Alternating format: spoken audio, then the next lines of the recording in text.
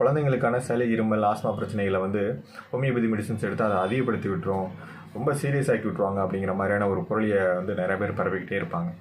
ஆனால் அது ஒரு 3 இயர்ஸ் 4 இயர் 5 இயர்ஸ்க்கு முன்னாடியெல்லாம் அந்த மாதிரியான பொருட்கள் ரொம்ப அதிகம்.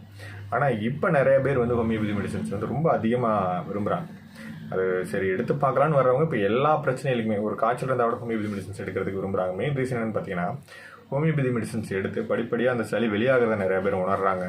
அந்த இருமலும் படிப்படியாக குறையிறது. ஆஸ்மா பிரச்சனைகளை பொறுத்த வரையும் ஒரு 10 வயசு வரையும் இங்கே கண்டிப்பாக ஆஸ்மா இருக்கதாப்பா செய்யும் அப்படிங்கிற மாதிரியான ஒரு கண்டிஷன்ஸில் மெடிசன்ஸ் எடுத்து 1 or 2 monthsல அந்த ஆஸ்மா குறைஞ்சிருது. திரும்ப அவங்களுக்கு அந்த பிரச்சனைங்கிறது ஒரு வருஷத்துக்கு ஒரு தடவை ஏதோ ஒரு கிளைமேட் ரொம்ப சேஞ்ச் ஆகும்போது ஒரு தொந்தரவு வருது. ஆனால் அது கண்ட்ரோலபிள் தான். நம்மளால் ஹோமியோபதி மெடிசன்ஸ் எடுத்து கண்ட்ரோல் பண்ணுற அளவுக்கு நல்லாவே அந்த ஆஸ்மா பிரச்சனை நல்லா குறையுது.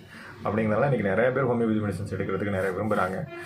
நிறைய பொருள்களை அவாய்ட் பண்ணுங்க. ஏன்னா வந்து அப்படிலாம் ஹோமியோபதி மெடிசன்ஸ், அதாவது மெடிசன்ஸ் கொடுத்தனே அந்த பிரச்சனை அதிகப்படுத்தி விட்டுரும் அப்படிங்கிற மாதிரியான மெடிசன்ஸ்லாம் கிடையாது.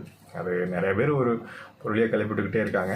தவறான விஷயங்களை கற்பனை பண்ணிக்கிட்டே இருக்காதீங்க.